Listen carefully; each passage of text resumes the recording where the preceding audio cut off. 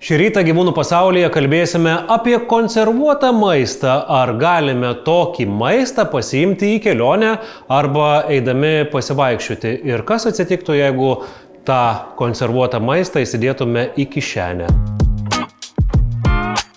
Apie tai kalbame su Robertu. Taigi keliaujant ar pasivaikščiojimo metu ar dalyvaujant parodose labai svarbu pasirūpinti augintinio maistu. O taip pat labai svarbu, kad pakuotė būtų funkcionali, paprasta ir apskritai lengvai panaudojama. Ir tokiose situacijose šlapias maistas maišelio tipo pakuotėse gali būti labai praktiškas pasirinkimas. Pakuotės gali būti vienkartinės dozės arba daugkartinio panaudojimo su zip užsegimu.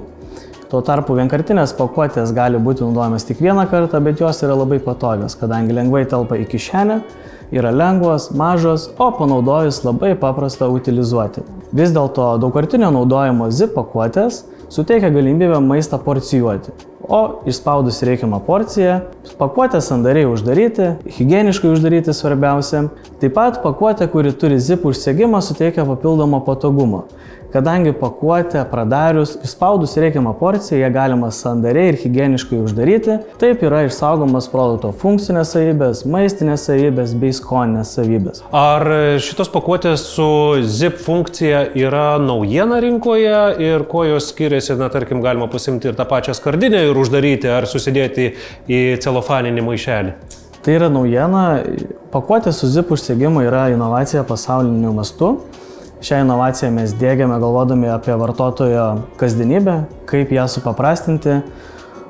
Juolab skardinės užima daug vietos, yra sunkios ir naudojant skardines reikia papildomų įrankių produkto turinį išimti iš pakuotės. O naudojant maišelio tipo pakuotės viso to nereikia. Juolab, jeigu turime zip užsegimą, galime maistą porcijuoti.